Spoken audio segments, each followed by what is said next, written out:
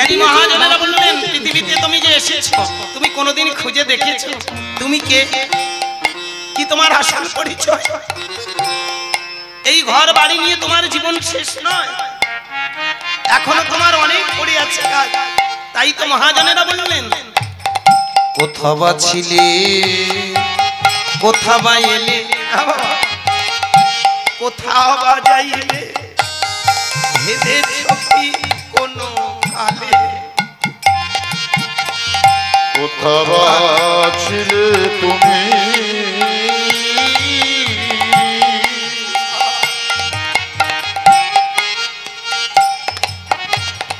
কোথা বা ছিলে তুমি, কোথা বা এলে, কোথা বা যাইবে, ভেবেছো কি কোনো কালে? কোথা বা ছিলে, কোথা বা এলে, কোথা বা যাইবে, ভেবেছো কি কোনো কালে? কোথা বা ছিলে তুমি, কোথা বা এলে, কোথা বা যাইবে, ভেবেছো কি কোনো কালে? স্রষ্টার নব এ নব সৃষ্টি, স্রষ্টার নব এ নব সৃষ্টি, স্রষ্টার নব এ নব সৃষ্টি, স্রষ্টার নব এ নব সৃষ্টি, কৃষ্টির মহাদান, জীবনের মানে যে জলো না জানে, নিতাই গৌর প্রেমানন্দে হরি হরি জীবনের মানে যে জলো না জানে, হরি মরে আকা রোনে, জীবনের মানে, জীবনের মানে, জীবনের মানে। জ্ঞানী মহাজনেরা বললেন, আরে দেখো, এই পৃথিবীতে তুমি এসেছো একটা পরিচয় নিয়ে, মানুষ কি নয়, হিন্দু নয়, মুসলমান, খ্রিস্টান, জৈন, মুসলিম, এত ধনী গরিব, এবং এই পৃথিবীতে আমাদের আসল পরিচয় আমরা মানুষ।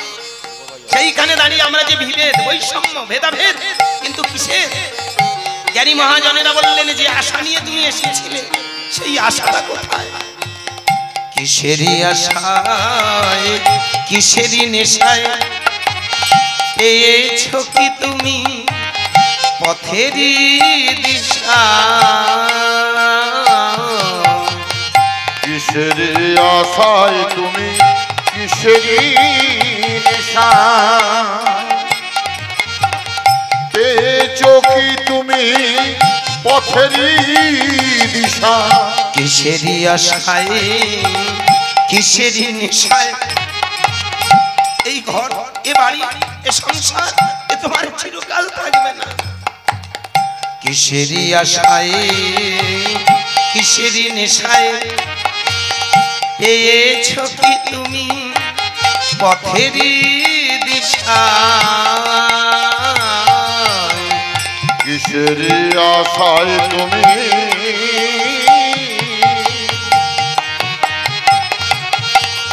কিসের আশায় তুমি, কিসের নিশায় পেয়েছো কি তুমি পথেরই দিশা?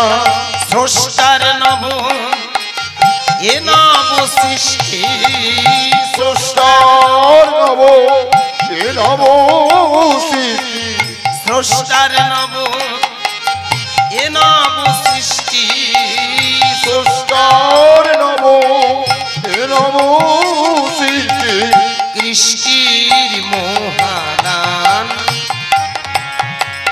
জীবনের মান, যে জলো না জানে, ঘুরির মরে আকা রোনে, জীবনের মানে যে জন না জানে,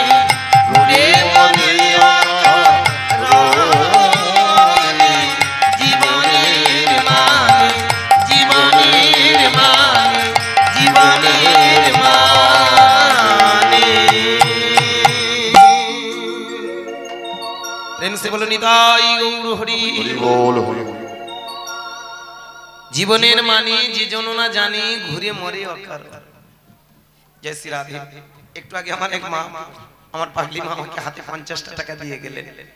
এটা 50 টাকা নয়, 50,000 আশীর্বাদ করে গেলেন। এই আশীর্বাদটা আমি মাথায় নিলাম। ওনার আশীর্বাদ আমার চলার পথের পাথেও আছে, চলার পথের পাথেও। তাই আজকের আপাতত দৃষ্টিতে এটাও তো কিন্তু টাকা। তাই আশীর্বাদের সাথে সাথে যে অর্থটা দিয়ে গেলেন, এই অর্থটা যেন আমি আমার নরনারায়ণ সেবার কাজে লাগাতে পারি, এইটুকু আশীর্বাদ করুন। নিতাই গৌর হরি বল হরি বল। আজকে ভালো করে ভেবে দেখেন, আস্তে ভক্তিমতী মায়েরা, ভক্তমণ্ডলী, জীবনের মানে যে জন না জানি ঘুরে মরে অকার। হ্যাঁ বাবা, গয়া, কাশী, বৃন্দাবন, মথুরা, প্রয়াগ, দ্বারাবতী, কঙ্খল, অযোধ্যা, যে যেখানে যাই না কেন, আগে নিজেকে খুঁজতে হয়, নিজেকে জানতে হয় কে আমি। নিমাই চাঁদ 500 বছর আগে বললেন, এই হরি নামের গুণে তোমার ভিতরে আস্তে আস্তে থার্ড আই জাগ্রত হবে। তুমি ভেবে দেখো, ভালো করে ভেবে দেখবেন, নিমাই চাঁদ শুধু একজন ভক্তিবাদের মানুষ নন, আমাদেরকে শুধু ভক্তি শেখাতে আসেননি, তিনি একজন বড় সায়েন্টিস্ট। হ্যাঁ, he is best of scientist in the world. ভালো করে ভেবে দেখবেন, তিনি একজন বড় বিজ্ঞানী আমাদের এই বিশ্ব ব্রহ্মাণ্ডে। কি বাবা? কারণ তার কথাগুলোর মধ্যে কত বড় যৌক্তিকতা আছে। যদি তুমি অনর্গল হরিনাম করো তাহলে কি হয়? তোমার ভিতরে থার্ড আই জেগে উঠবে, তোমার ভিতরে চেতনা তৈরি হবে। কেন? ওই যে কৃষ্ণ, রাম, নারায়ণ, এই শব্দটার ভিতরে একটা শব্দ লুকিয়ে আছে। শব্দটা কি? নাদ ব্রহ্ম, সাউন্ড এনার্জি শব্দ ব্রহ্ম। ওম। কৃষ্ণ, রাম, নারায়ণ, হরি ওম। কি বাবা? ওম। এই ওম হলো আদি ব্রহ্ম, সাউন্ড এনার্জি শব্দ ব্রহ্ম, প্রণব মন্ত্র। এটা বলতে গেলে অনেক গভীরের ব্যাপার, আস্তে মন দিয়ে শুনবেন। কি তত্ত্ব ভালো লাগছে তো কথাগুলো? এগুলো একটু বোঝার আছে জানো মা, এইগুলো না শুনলে হরিনামে ফল ফড়ে না। আর এইগুলো কাজে লাগাবেন, দেখবেন আজকে বলে যাচ্ছি হরিবাসরে দাঁড়িয়ে কথা দিলাম, দেখবেন আগামী দিনে যতই হরিনাম করবেন হরিনামের ফল ফলতে বাধ্য। যারা মনে করে হরিনাম করছি মানে কৃষ্ণ এসে সামনে দাঁড়াবে, ভুল ধারণা। যারা মনে করছে কৃষ্ণ এসে সামনে দাঁড়াবে, রাম এসে সামনে দাঁড়াবে, দেবদেবতারা এসে আমার সামনে দাঁড়িয়ে হ্যাঁ বলবে, খোকা তুই অনেক নাম করেছিস, ও খগিরে তুই অনেক কীর্তন করেছিস, নে একটা ফল খুঁজে দিচ্ছি খা, ও লাইনে কেউ আসবে না। দুটো জড়িয়ে ধরে একটা কথা, যত বেশি হরিনাম করবেন, যত বেশি কৃষ্ণ নাম করবেন, ওই সাউন্ড এনার্জি শব্দ ব্রহ্ম প্রণব মন্ত্র আমাদের ভেতরের চেতনা তৈরি করে। ওই চেতনাটাই হলো কৃষ্ণ। কৃষ্ণ মানে কি? কৃষ্ণ মানে হলো নিরাকার ব্রহ্ম। কথাটা খুব ভালো করে মন দিয়ে শুনবেন আমার কথাটা। আমরা যে কৃষ্ণ পুজো করি, ভালো করে ভেবে দেখুন, এই কৃষ্ণ, এই রাধারানীকে আমরা পুজো করি। এনারা কোন যুগের মানুষ? দাপর যুগের মানুষ। কি তাই তো বাবা? এই কৃষ্ণ হলো নরনারায়ণ, এর উপরে আর একটা কৃষ্ণ আছে, আছে না? কথাটা শুনলে অবাক লাগবে আপনাদের। আস্তে খুব ভালো করে মন দিয়ে ভাববেন আমার কথাটা। মালদাতে একটা জায়গা গান করেছি, তো আমাকে একটা বৈষ্ণব ঠাকুর এসে জিজ্ঞাসা করছে, গুরুদাস বাবু তুমি তো অনেক দিনের কীর্তনিয়া, অনেক শাস্ত্র পড়ো, আস্তে আস্তে তুমি তো অনেক শাস্ত্র নিয়ে অধ্যয়ন করেছো, তা চৈতন্য মহাপ্রভু তো দাপরের কৃষ্ণ। খুব মন দিয়ে শুনবে, কথা খুব ভাইটাল জায়গা। এই কথাটা আপনাদের অবশ্যই জানার প্রয়োজন। কৃষ্ণ তো দাপর যুগ, চৈতন্য মহাপ্রভু তো দাপর যুগের কৃষ্ণ। তাহলে দাপরে যদি কৃষ্ণ হন, কলিকালে গৌরাঙ্গ মহাপ্রভু, উনি এসেছেন আবার মানুষের জীব শিক্ষার জন্য, সমাজ সুন্দর করার জন্য। তাহলে উনি যদি কৃষ্ণ হবে, উনি নিজের নামটা কেন বলছেন? আমার নাম গুরুদাস গায়েন, খুব ভালো করে ভাবুন। আমি রাস্তা দিয়ে যাচ্ছি, রাস্তা দিয়ে যেতে যেতে যদি বলি গুরুদাস গুরুদাস গুরুদাস গুরুদাস গুরুদাস গুরুদাস গুরুদাস গুরুদাস গুরুদাস গুরুদাস গুরুদাস, লোক পাগল বলবে না? কি আমি আমার নিজের নামটা যদি করি পাগল বলবে না? তাহলে যিনি কৃষ্ণ তিনি তো কলিকালে গৌরাঙ্গ মহাপ্রভু। কি বাবা লিগালি কথাটা খুব ভাবার আছে। তাহলে তিনি যদি কৃষ্ণ হলেন, নিজের নামটা কেন বললেন? আবেগের গল্প করে তো লাভ নেই, বাস্তবে ফিরে আসতে হয়। তাহলে এই কৃষ্ণ কোন কৃষ্ণ? আস্তে কথা কম বাবা, কোন কৃষ্ণ এটা বোঝার আছে বাবা। চতুর্মুখে ব্রহ্মা গাহে কৃষ্ণ নাম। তাহলে ব্রহ্মা ব্রহ্মা যদি চতুর্মুখে কৃষ্ণ নাম করে, পঞ্চমুখে পঞ্চানন গাহে হরি নাম, পঞ্চমুখে পঞ্চানন গাহে কৃষ্ণ নাম, তাহলে কৃষ্ণটা হলো দ্বাপর যুগে, আর ব্রহ্মা বা মহেশ্বর এরা তো সত্য যুগের মানুষ। কি কথা বোঝা যাচ্ছে না? সত্য যুগের মানুষ আবার কোন কৃষ্ণকে ডাকে না? এটা কোনদিন আমরা ভেবে দেখেছি?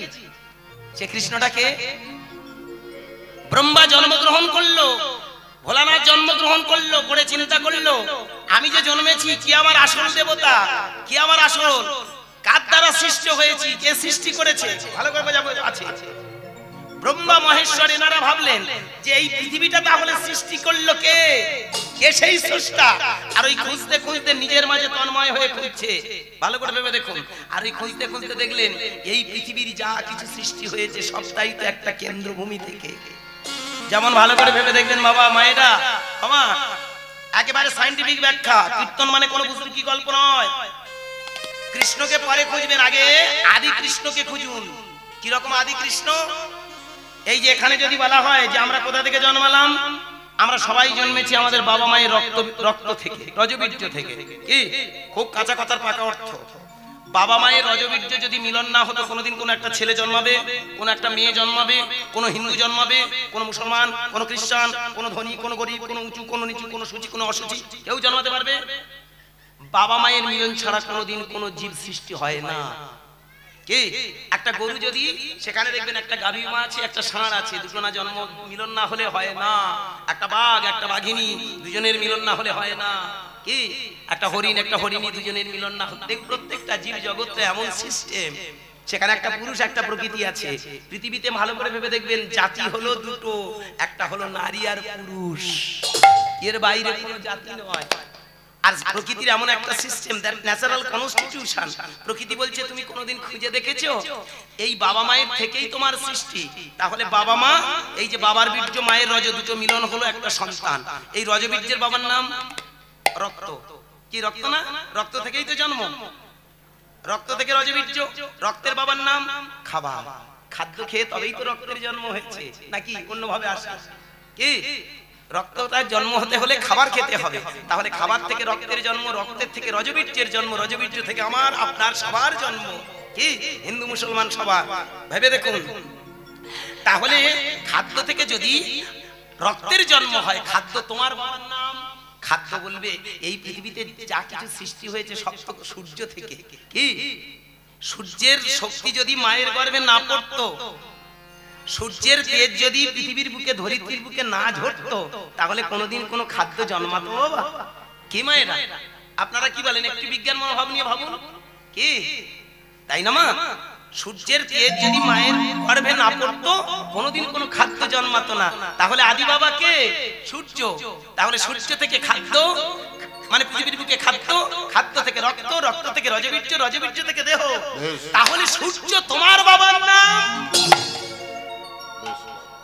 সূর্য তখন উত্তর দেবে, আমি তো জানি না কে আমাকে এখানে বসিয়ে রেখেছে, তবে অবশ্যই তোমার একজন বাবা আছে, আর সেই বাবাকে তো আমি দেখতে পাচ্ছি না, তবে আমি বসে আছি একটা জায়গায়, সেটা হলো শূন্যের মাঝে। কি সূর্যটা কোথায়? মহাশূন্যে। তাহলে মহাশূন্যে বসে আছে সূর্য। তাহলে সূর্যের বাবাকে ওই মহাশূন্য, মহাকাশ। কি বোঝা গেল? এই জন্য মহাকাশের রংটা কি? নীল। আপনারা তাকান আকাশের দিকে, আকাশের অরিজিনাল রংটা কি? নীল, নীল বর্ণ, তাই তো? তাহলে ভেবে দেখুন তো, সেই নীল বর্ণটা এনার গায়ে আছে তো? কোনদিন ভেবে দেখেছি আমরা? কীর্তন তো শুনি, হরিবাসনে যাই, এই তত্ত্বগুলো আমরা বোঝার চেষ্টা করিনি। তাহলে হরি নামের মানে বুঝবো কি করে? সেই আকাশের রংটা এনার গায়ে তো কালি মাখিয়ে দেওয়া যেত, বলো না মা? আমরা এখানে পৃথিবীতে এসেছি, কেউ শ্যামলা বরণ, কেউ একটু ফর্সা, কেউ একেবারে টায়ার কালা। কি কালো হয়, শ্যামলা বরণ হয়, ফর্সা হয়, কিন্তু নীলবর্ণ কারুর গায়ে হয়েছে বাবা। এটা বোঝার আছে, তাই না বাবা? এটা বুঝলে বোঝা যায়। তাহলে ইনি হলো সেই মহাশূন্য, মহাকাশ পূর্ণ ব্রহ্মের একটা অংশ। ব্রহ্ম থেকে ব্রহ্মের জন্ম। কি বাবা? এই জন্যে ভালো করে ভেবে দেখবেন, হ্যাঁ, গর্গমুনি নাম রাখে ধ্যানেতে জানি না। ওই যে গর্গমুনি না, যখন কৃষ্ণ এলো নন্দালয়, আহা, মথুরাতে জন্ম নিল দেবকীর গর্ভে, তাই না? দেবকী আর বসুদেবের তো সন্তান, ওখান থেকে রাতারাত্রি ট্রান্সফার হয়ে আসলো, খুব ছোট করে আস্তে, ওখান থেকে ট্রান্সফার হয়ে বৃন্দাবনে চলে আসলো। আর বৃন্দাবনে যখন আসলো সকালবেলা না, যত মুনি ঋষিরা, যত বৃন্দাবনের যত সাধক মার্গের মানুষরা সকালবেলা দেখতে আসলো নন্দরাজার ছেলে হয়েছে। কি গো মায়েরা, বাড়িতে যদি কোনো একটা ছেলে মেয়ে হয় পাড়ার লোক দেখতে আসবে না? করে চল যায়, সেই শ্যামলীর কি একটা হয়েছে শুনলাম ছেলে, কেউ বলে না না মেয়ে হয়েছে, একবার নিজের চোখে দেখে আসি। ঠিক যেমন আপনারা দেখতে যান, তখন ওই মুনি ঋষিরা সবাই এসেছিল, ওখানে একজন সাধক এসেছিল যার নাম গর্গ। ওই গর্গমুনি এসে দেখলো, কে তুমি? তাকানোর সঙ্গে সঙ্গে চোখটা ঝলসে গেল। এ তো সাধারণ নয়, এ তো অসাধারণ, এ তো অসীম ক্ষমতার অধিকারী, এ তো পূর্ণ ব্রহ্ম। তাই ধ্যান করে সেদিনে নাম রেখেছিল গর্গমুনি, এই হলো আমার সেই কৃষ্ণ, যিনি ব্রহ্ম, যিনি নিরাকার, যিনি পৃথিবীর স্রষ্টা, যিনি সৃষ্টির কারিগর, তিনি বলেন। এই জন্য ভালো করে ভেবে দেখবেন, ইনি নর নারায়ণ, আর আরেকজন আছেন যেটা ব্রহ্মা সাধনা করেছে, যেটা মহেশ্বর সাধনা করেছেন, তিনি হলো আমাদের ব্রহ্ম কৃষ্ণ, যাকে ভাগবতে বলা হলো গোলক অধিপতি। নিতাই গৌর প্রবন্দে হরি বল হরি বল হরি বল। আজকের এইগুলো বোঝার আছে জানেন, তাহলে সেটা হলো নিরাকার। আর নিরাকার মানে ভালো করে ভেবে দেখুন, এইবার কথাটার অর্থ কি? নিরাকার মানে যাকে কোনোদিন চোখে দেখা যায় না, অথচ হি ইজ কনসাস, আছে এন্ড সি ইজ কনসাস, সে সচেতন, তার ভেতরে চেতনা আছে। কি বাবা, সে চেতন বস্তু বলে তবে তো সূর্যের মতো একটা চেতনা দিয়েছে, চেতনা সন্তানের জন্ম হলো। আর সূর্য থেকে চেতনা সম্পন্ন গাছের জন্ম, গাছের চেতনা আছে বলে খাদ্যের জন্ম, খাদ্যের চেতনা আছে বলে রক্তের জন্ম, রক্তের চেতনা আছে বলে রজবীর্যের জন্ম, রজবীর্যের চেতনা আছে বলে আমাদের চেতনা সম্পন্ন জীব জগতের জন্ম, এই মানব জাতির জন্ম। একটু বোঝা গেল কথাটা? হরে কৃষ্ণ। তাহলে বাবা আমার মায়েরা, পৃথিবীতে এইটুকু মনে রাখতে হবে, তাকে কোনোদিন কেউ চোখে দেখেনি, সেটাই হলো ঈশ্বর। এই জন্য ভাগবত ভালো করে পড়বেন আস্তে। যারা ভাগবত পড়েছে দেখবেন ভাগবত একটা জায়গায় খুব সিদ্ধান্ত, ওই একটা শ্লোক পড়লেই আপনার খুব উপকার। ঈশ্বর নিরাকার সচ্চিদানন্দ ভগবান পার করুণাময়, ঈশ্বর আমার মনুষ্য গোচর ভগবান রূপে হন অভুদয়। জয় গুরু জয় গুরু জয় গুরু জয়, জয় গুরু জয় গুরু জয় গুরু জয়, জয় গুরু জয় গুরু জয় গুরু জয়, জয় গুরু জয় গুরু জয় গুরু জয়। ঈশ্বর নিরাকার সচ্চিদানন্দ ভগবান পার করুণাময়, ঈশ্বর আবার মনুষ্য গোচর ভগবান রূপে হন অভুদয়। জয় গুরু জয় গুরু জয় গুরু জয়, জয় গুরু জয় গুরু জয় গুরু জয়, জয় গুরু জয় গুরু জয় গুরু জয়, জয় গুরু জয় গুরু জয় গুরু জয়। কত বড় দামি কথা দেখুন আস্তে। এই শ্লোকটা শুনুন, মানে বুঝুন, কীর্তনের সার্থক। ঈশ্বর নিরাকার, ঈশ্বরকে আজও পর্যন্ত কেউ চোখে দেখে, কেউ দেখতে পেয়েছে?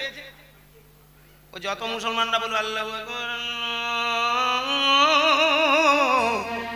আল্লাহু আকবার আশহাদু আল্লা ইলাহা ইল্লাল্লাহ, ওই নামে বলছে, দেখেছে কেউ? দেখাতে পারবে?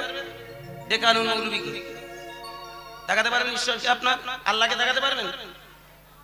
এখানে আমাদের সাধুরা সব বসে বসে মঠ মন্দিরে বসে হরে কৃষ্ণ কৃষ্ণ কৃষ্ণ হরে, ওনাকে জিজ্ঞাসা করুন ঈশ্বরকে দেখেছো?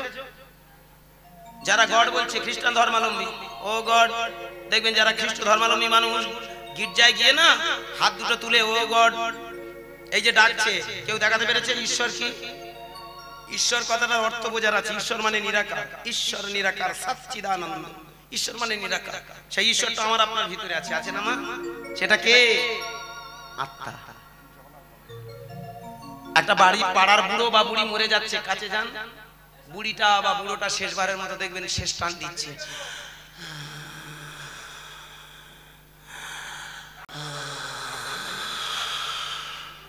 পাড়ার সবাই জেনে ফেললো শ্যামলীর মা একটু পরে এক লোক বোমা আসতে। আর গান গিয়ে লাভ যা করতেছো দাদা, ভালো করে ভেবে দেখুন ভক্তমণ্ডলী, আসতে ভালো করে ভেবে দেখবেন এক গাদা লোক বসে আছে, শ্যামলীর মা হঠাৎ করে শেষবারের মতো ওই যে লটকে ফেললো না, ব্যাস বুড়ি কুপোকা। পাড়ার লোক দেখলো হায় হায় রে হরিবোল হয়ে গেল। ওর ভেতরে যেটা ছিল, এতগুলো লোক ছিল, দেখতে পেয়েছে কেউ? কি চলে গেল? কে ছিল? কি? এইগুলো বোঝার আছে ভক্তমণ্ডলী। হরিনাম শুনলে হবে না, হরিনামের ভিতরে কত বড় তত্ত্ব লুকিয়ে আছে দেখো।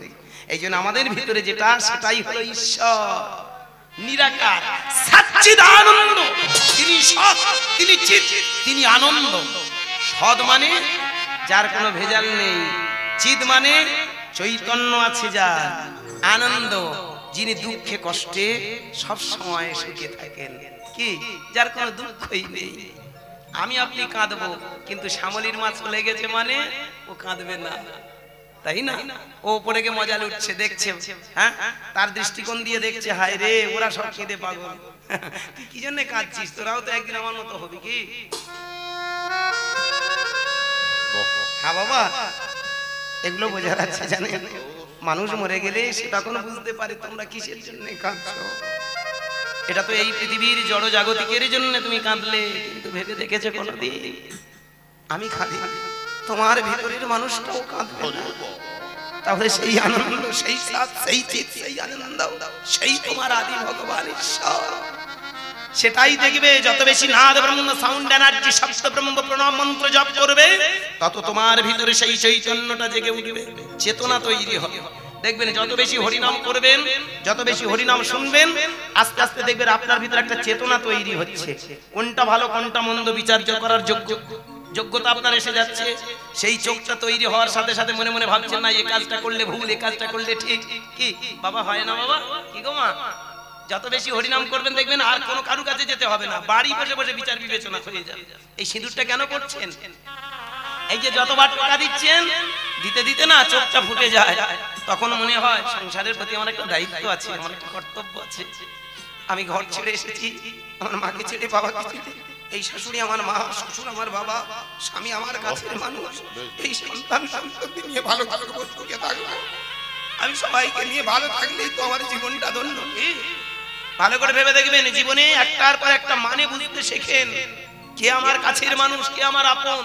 এমনি এমনি করে তিল তিল করে দেখিয়ে দেয় এদেরকে ভালোবাসার সাথে সাথে একটা ভালোবাসার মানুষ আছে, সেই মানুষটাকে আমায় ভালোবাসতে হবে। কি গো এটা? এটাই শিখিয়ে দেয় জানেন। এই সংসারের ভালোবাসার সাথে সাথে একটা ভালোবাসার মানুষ যে আছে, সেই ভালোবাসার মানুষটাকে চিনিয়ে দেয় এই তার নয়ন। তাই তো নদিয়ার চাঁদনী মাই বললেন, ওইখানে তুমি রচনা করো তিলক তিলক তিলক তিলক।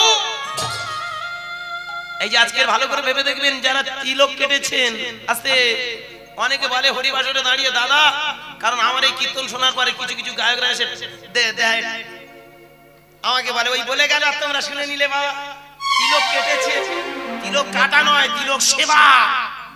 আমি তাদের উদ্দেশ্যে বলি, বাবা মরদ থাকে আমার সামনে আয়, শোনাস সেবা কাকে বলে আর কাটা কাকে বলে আমি শিখিয়ে দিচ্ছি। আগে তিলক কাটতে শেখ, তারপর তো সেবা করে। কি আগে তোর ভিতরে কাট, তিলক কাট। এই যে চোখটা হলে, চোখটা ফুটতে ফুললে, তবে তোমার ভিতরে যে আজ্ঞা চক্রে একটা চোখ আছে, আগে পর্দাটা কেটে ফেলো, তবেই তো তুমি বুঝতে পারবে সেবা কাকে বলে। কি ভালো করে ভেবে দেখবেন, আমি যদি নিজের চেতনা না তৈরি করতে পারি, মানুষকে চেতনা দেব কি করে? তাহলে নিজের আগে তিলক দিয়ে, তিলক কাটতে কাটতে তিলক কাটা হয়ে যায়। এখানে যেদিন চোখটা ফুটে যায়, কোনটা স্বর্গ কোনটা মর্ত্য কোনটা পাতাল বুঝতে পারি, কোনটা নরক কোনটা স্বর্গ সব জানতে পারি। আজকে আমরা কীর্তনিয়ার তো ব্যবসায়ী হয়ে গেছি, হয়নি বলুন না? এখন আমরা যারা হরিনাম করি, আস্তে নিমাই চাঁদ 500 বছর আগে, আমি বারবার বলছি, আমার আজকের বিষয় থাকবে নবাব হোসেন সহ উদ্ধার। আর আমি লীলার মধ্যেও ঢুকে পড়েছি। লীলাটা এটা কি গৌর লীলার মধ্যেই আজকে আমি গাইব। ভালো করে মন দিয়ে শুনবেন। নিমাই চাঁদ যে কথাগুলো বলেছে, কত বড় দামি দামি কথা বলেছে, আর সেটা আজকের কি রকম বিকৃত দেখুন। এখনকার দিনে আমরা কীর্তনিয়ারা এসে বলি কি, মা তোমরা হরিনাম করো চলে যাবে স্বর্গে, মা তোমরা যদি হরিনাম না করো তাহলে তোমাদের ঠাঁই হবে নরকে। কিন্তু 500 বছর আগে নদিয়ার চাঁদ বললেন ভুল ধারণা, তোমরা যেটা ব্যাখ্যা করছো সেটা ভুল। সে যুগের ব্যাখ্যাটা দেখুন, আমার নিমাই চাঁদের ব্যাখ্যাটা দেখুন। শুধু নিমাই চাঁদ নয়, মহাজনদের ব্যাখ্যা আর আমাদের মতো যারা ব্যবসায়ী ধর্মযাজক, আমরা বাইরে যারা সাজিয়ে মানুষকে ঠকানো ছাড়া আর কিছু করি না। আস্তে না বলে থাকতে পারি না, ভালো করে ভেবে দেখুন। কদিন আগে আমার একটা ছুটি ছিল জানেন, আস্তে কদিন আগে মানে অনেক দিন আগে, প্রায় 1.5 মাস আগে, মাঘ মাসের দিকে জানো। আপনাদের পাড়ায় নাম হট্টপট্ট হয়? হট্ট হয়? ও বাবা, তাহলে এটা সব পাড়ায় হয়? হ্যাঁ, আমাদের পাড়ায় মোটে চৈতন্য ছিল না। এক দুটো কে কোথায় মানসিক টানসিক করেছিল, রেখেছিল। মাগো এখন অন্তত 150 খানা চৈতন্য থাবা থাবা করে রেখেছে। হাসি নয়, থাবা থাবা করে চৈতন্য রেখেছে। আমি নিন্দা করছি না, বারবার একটা কথা বলবো। আজকের উইথিন ক্যামেরা অন দা স্টেজে দাঁড়িয়ে একটা কথা বলে যাই। আস্তে বাবা, আমি কাউকে নিন্দা, কাউকে বিদ্রুপ, কাউকে ছোট করার মানসিকতা নিয়ে হরি কীর্তন করতে আসিনি। যদি বলেন তুমি বাবা ব্রাহ্মণ বৈষ্ণব বা এই সবগুলো নিন্দা করছো, হরিবাসরে দাঁড়িয়ে আমি কথা দিলাম, যদি কাউকে নিন্দা করে থাকি তবে নিন্দার জন্য যত পাপ হবে আমি মাথায় নিতে রাজি, সমস্ত পাপ আমি মাথায় নেব। কিন্তু আমি এসেছি নিন্দা করতে নয়, সমালোচনা করতে। সমালোচনায় জ্ঞান বৃদ্ধি হয়, নিন্দাতে পাপ হয়। সেটা আমায় শেখাতে হবে। আমি যেটা বলছি আপনারা ভালো করে ভেবে দেখবেন। আমি কাউকে নিন্দা করার জন্য দাঁড়াইনি, সমালোচনা। আর এটার দ্বারা সমাজ সংস্কার হয়, যেটা চৈতন্য মহাপ্রভু কাউকে নিন্দা নয়, ব্রাহ্মণ্যবাদকে নিন্দা নয়, কুসংস্কার কোনোদিন নিন্দা করেনি, সেগুলোকে নিয়ে সমালোচনা করেছে। আজকে আমি সেইখানে দাঁড়িয়েছি। আস্তে মন দিয়ে শুনবেন। তা সেদিন আমার গান ছিল না, আমি বলি দেখি পাড়াতে সব নাকি নাম হট্ট হচ্ছে, যায় নাম হট্ট হলে দেখবেন পাড়াতে সব চাঁদা কালেকশন করে সব রান্না বান্না ভালো হয়, হয় না? খাওয়া দাওয়া ভালো হয়। শালা বাড়ি কোথায় ডাল ভাত খাই, তাই না বলুন? আর একবার যেখানে নাম হট্ট হবে, প্রথমে একটা শুক্তো দেবে, আলু ভাজা দেবে, ডাল দেবে, তারপর একটা পনির তরকারি দেবে, একটা সোয়াবিনের ছক্কা দেবে, একটু ফুলকপির ছক্কা দেবে, চাটনি দেবে, পাঁপড় দেবে, দই দেবে, মিষ্টি দেবে, শেষে একটা ভালো জিনিস দেবে, পরমান্ন। খেলে মাল টায়ার কালার মাল, একদম আমের মতো চেহারা হবে না বলুন? আমাদের পাড়ায় কটা দেখি সব চৈতন্য রাখার পরে দেখি ইদানিং এত ভালো খাবার পাচ্ছি, ওই খেয়ে দেখি কি সুন্দর কালো পেঁচার মতো ছিল, এখন দেখি নাটক বেশ লাল লাল নাটকের দোষ হয়ে গেছে। আমি যাক ভগবান তোমাদের চেহারা দিয়েছি, আস্তে ক্ষমা করবেন, ভালো করে ভাববেন, দুঃখ নেই, এগুলো প্রয়োজন আছে। আস্তে আস্তে তা যাই হোক, সেদিন আমার গান ছিল না বলে আমি তবে বলি দেখি যাই নাম হট্টে যাই। তার নাম হট্টে গেছি, দেখি বাবা বৃন্দাবন থেকে সব সব কিনে কিনে সব মোটা মোটা বৈষ্ণবরা সব, শুধু বৃন্দাবন নয় নবদ্বীপ থেকে বহু দূর দূরান্তর থেকে এসেছে। তার নাম হট্ট হচ্ছে, আমি গেছি শুনছি। আমি সপরিবারে আসি, আমার বউ বাচ্চা নিয়ে, বুড়ো বয়সে সংসার বেরাচ্ছি, দুটো ছোট, একটা ওই বছর 3 হবে আর একটা বছর 7 মতো হবে। ওরাও দুজনে বলে ও বাবা যাবো। বাবা হ্যাঁ মা কি করবো, বুড়ো বয়সে বিয়ে করেছি, ওদের না নিয়ে গেলে ওরা আবার কোথায় কি বলবে বলবে। একটা চুল মাইরি মা কালো নেই, মা কালী দিব্যি খেয়ে বলছি সব পাটের ঘুষি হয়ে গেছে। আমার বউ ওই কায়দা মতো কি একটা লম্বা মতো কি একটা বোতল না কি বলে সুপার, ওই মাল দিয়ে এই কালারটা করে দিয়েছে। আমার বউয়ের অবদান। হ্যাঁ গো যদি কোনো কালে না করি খবর খারাপ। যাই হোক, এখন ছেলে পুলে নিয়ে এখন কি করি, ওরা না আরে এমন একটা কায়দায় পড়েছি, ভবিষ্যতে বিশ্বাস করো মা, ওরা যখন বড় হবে আমার দাদু বলবে, তাই তো হবে। যাকে পুরো বয়সে সংসার পেতেছি যখন, এখন ছেলে দুটো আবদার ধরেছে ও বাবা যাবো, চল। বউটা বলে কি ভাঙ্গতে নিয়ে যাচ্ছ, আমি যাবো না, চল সপরিবারে ঘুরে আসি। কথাটা ভালো করে ভাববেন, হাসি নয়, ব্যঙ্গ বিদ্রুপের মাঝখান থেকে হাসি, মাঝখানে আনন্দটা পাবো আসতো আস্তে আস্তে। এখন সপরিবারে গিয়ে আমরা বসেছি, বসে বসে এখন তাহলে ভাগবত পাঠ শুনছি, গীতা পাঠ শুনছি, বিভিন্ন শুনছি, শোনা টোনা হয়ে গেছে। শেষে একটা মহারাজ বক্তব্য রাখবে, উনি হলেন মেন। তা মহারাজজি এবার উঠেছে, উঠে আসরে দাঁড়িয়েছে। এইবার দেখলে সবার ভক্তি জাগবে কি বাবা, নিতাই গৌর প্রেমানন্দে হরি বল হরি বল। মোটা গোসাইয়ের দেখে সবাই মিলে আমরা হরিধ্বনি দিলাম। গোসাই ঠাকুর এবার শুরু করলো হরে কৃষ্ণ হরে কৃষ্ণ, বিভিন্ন ধরনের আলোচনা হতে হতে এইবার শুরু করেছে মা অমা। মাগো একটা কথা তোমাদের বলি, যারা মালা নাও নি এবার থেকে মালা নেবে, খুব ভালো কথা। আমার বাবা মায়েরা যারা মালা নেননি চেষ্টা করবেন মালা নেওয়া, কারণ আমাদের সনাতন ধর্মের এটাই রীতিনীতি। মালা এমন একটা জিনিস যেটা কিন্তু আমাদের শুধু বাইরে দেখতে ভালো লাগায় না, আমাদের ভেতরটাকেও সুন্দর করে। মালাটা ভালো করে ভেবে দেখুন। আস্তে এই যে তুলসী গাছটা, পৃথিবীর মধ্যে যত গাছ আছে, যত বৃক্ষ আছে, সব থেকে শ্রেষ্ঠ বৃক্ষ যদি থেকে থাকে তবে তুলসী গাছ। তুলসী গাছ 108 রকম রোগ নিবারণ করে। বা আরো যদি ভালো করে ভাবেন, এখানে যদি কোনো ডাক্তারবাবু থেকে থাকেন, হ্যাঁ বাবা প্রণাম তার চরণে, রিসার্চ করে দেখা গেছে তুলসী গাছ বায়ু, পিত্ত, কফ তিনটে জিনিস নাশ করার মতো সব থেকে সেরা বৃক্ষ। কি কি বললাম? বায়ু, পিত্ত আর কফ। মন দিয়ে শুনবেন গান কথাটা। বায়ু মানে কি? আমাদের ভিতরে দেখবেন যে খাবারগুলো খাই মাঝে মধ্যে হজম টজম না হলে না আমাদের পেটে গ্যাস হয়, তাই না? যদি বায়ু দিয়ে বেরিয়ে যায় ভালো কথা, আর না বেরোলে কি রকম মানে সমস্যা তৈরি হয় জানেন? ওই বাতাসটা আস্তে আস্তে যদি কোনো কালে বুকে একটু কম হয়, গ্যাস কম যদি হয়, তাহলে হার্ট অ্যাটাক হওয়ার সম্ভাবনা। যতগুলো মানুষ প্যারালিসিস হয়েছে, যতগুলো মানুষ স্ট্রোক হচ্ছে, দেখবেন সবটাই কিন্তু গ্যাসের কারণে। এক মানসিক চিন্তা, আর দ্বিতীয়ত গ্যাসের কারণে হয়। খুব ভালো করে ভাববেন মায়েরা, যে কারণে বৃদ্ধ বয়সে কেন আমরা খাওয়া দাওয়া রেস্ট্রিকশন করি, যাতে করে গ্যাসটা মেনটেন করে চলা। ভালো করে ভাববেন, এই গ্যাসটা যাতে না হয় প্রতিদিন সকালবেলা চেষ্টা করবেন 3-4টে করে তুলসী পাতা খেয়ে একটু খালি পেটে জল খাওয়া। এর থেকে বড় ওষুধ দুনিয়াতে নেই। আপনি যত গ্যাসের ট্যাবলেট খান, গ্যাসের ট্যাবলেট মানে ওর একটা সাইড এফেক্ট আছে, কি বাবা? প্রত্যেকটা ওষুধের ব্যাড রিঅ্যাক্ট আছে, ও সাইড এফেক্ট করবে। কিন্তু তুলসী পাতাটা এমন 3-4টে আপনি খেয়ে জল খেয়ে নিন, ও গ্যাসটাকে মেনটেন করার ক্ষমতা রাখে।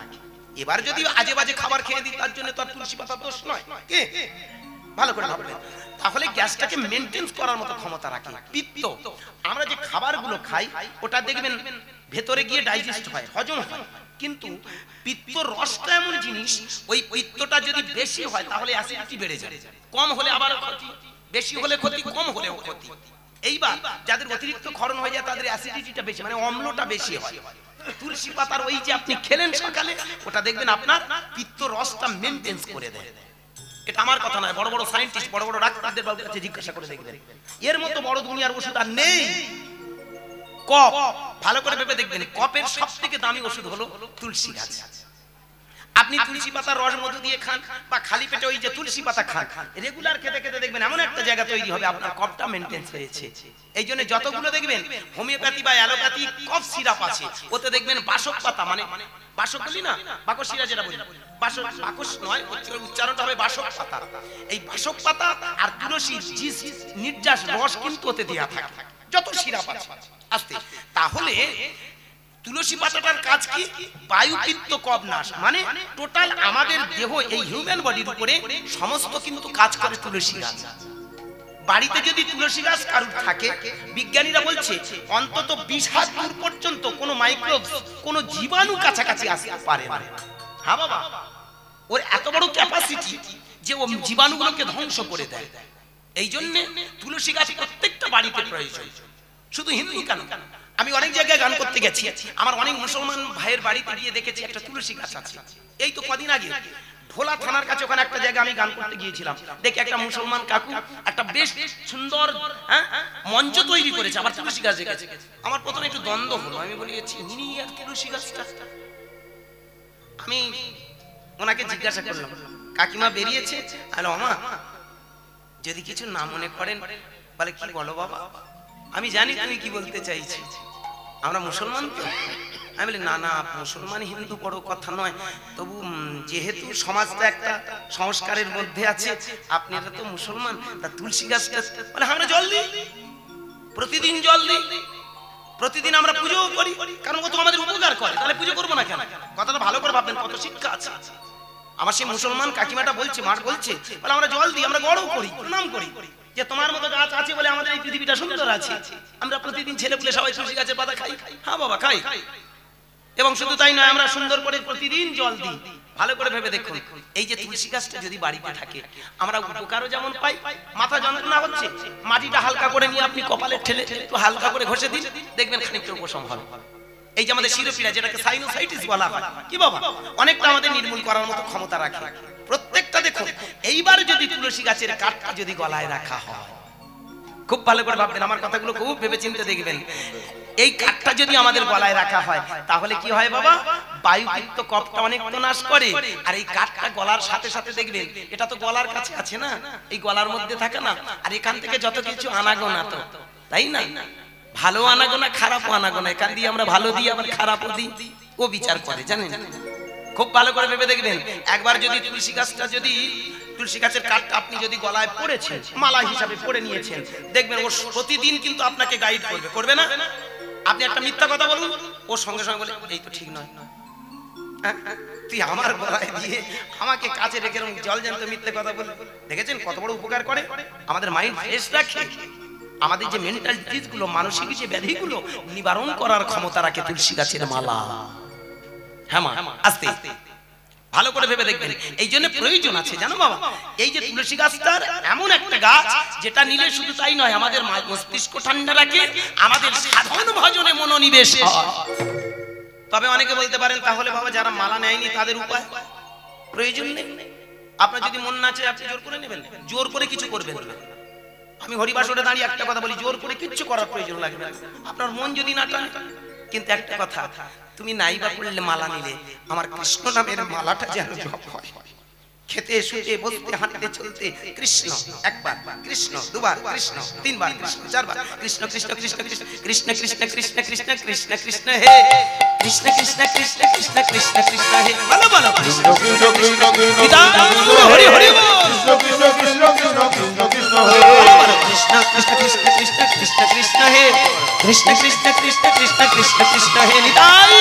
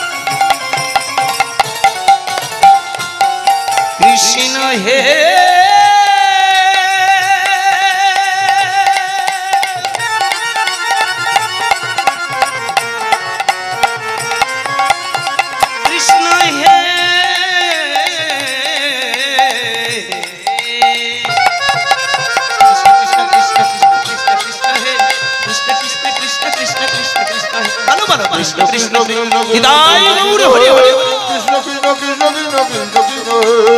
কৃষ্ণ কৃষ্ণ কৃষ্ণ কৃষ্ণ কৃষ্ণ কৃষ্ণ হে Krishna Krishna Krishna Krishna Krishna Krishna Krishna Krishna Krishna Krishna Krishna Krishna balo balo Krishna Krishna Krishna Krishna Krishna Krishna Krishna Krishna Krishna Krishna Krishna जय जय भगवान गौरंग महाप्रभु जी की, चैतन्य महाप्रभु जी की, निताई चांद की, नवद्वीप धाम की, भक्त वृंद की, बड़ी सभा की, बड़ी नाम की, अपन अपन गुरु की, निताई गौर हरि हरि কি মায়েরা বাবা, তাহলে কি দাঁড়ালো বিষয়টা ভালো করে ভাবুন। শুধু মালা গলায় দেয়া নয়, যদিও গলায় দেওয়ার সাথে সাথে কৃষ্ণ নামের মালাটা পড়তে হয়। এই যে কৃষ্ণ, খুব ভালো করে ভাবুন, কৃষ্ণ এক, কৃষ্ণ দুই, কৃষ্ণ কৃষ্ণ কৃষ্ণ কৃষ্ণ কৃষ্ণ কৃষ্ণ কৃষ্ণ, মালা হচ্ছে না বাবা? এই মালাটা যেন কণ্ঠ দিয়া বারবার উচ্চারণ হয়, এটাই ছিল আমার নিমাই চাঁদের আদর্শ। পরবর্তীকালে আমরা তুলসীর মালাটা গলায় দিলে নাকি ভক্ত হয়ে যায়। সারাদিনে আর থাকবো না, শুধু গলায় ঝুলিয়ে কোনো লাভ আছে বাবা? তা যাকে যেটা বিষয়, এইবার আস্তে আস্তে মাগো সেই গোসাই বলছে, ভক্তবৃন্দ তুলসীর মালা প্রত্যেকটা মায়েদের প্রয়োজন। কেন জানো? আমাদের শাস্ত্রে কি আছে, খুব মন দিয়ে কথাগুলো শুনবেন। আমাদের স্কন্দ পুরাণে আছে, একটা পুরাণের নাম বলেছিল, নামটা আজও মনে আছে, আমি পড়িনি বাবা, মিথ্যা কথা নয়। পুরাণটা পড়েছিলাম কিন্তু পুরাণে কোন জায়গা আছে আমি পড়িনি, মিথ্যা কথা নয়। স্কন্দ পুরাণে উল্লেখ আছে, যার গলায় মালা থাকে না তার দেহটা পশুর তুল্য, সে পশুর সমান। মাথার ভেতর চড়াত করে উঠবে না বলুন? যাদের গলায় মালা এখনো পরেননি বলুন না, ভেতরটা কিরম যেন আটকে উঠলো না বলুন? আস্তে যে না জানি তাহলে আমাদের দেহটা চার। এইবার গোসাইটার কথা ভাবুন, আস্তে মন দিয়ে শুনবেন। যিনি মালা ধারণ করেন না তিলক ধারণ করেন না, নিরামিষ ভক্ষণ করেন না, সাধু সঙ্গ করেন না, তাদের জীবনটা হলো পশুর তুল্য। যা সংসারী মানুষদের সোজা ঢুকিয়ে দিল পশুর সঙ্গে। এই বিষয়টা এবার কি হলো? এইবার আস্তে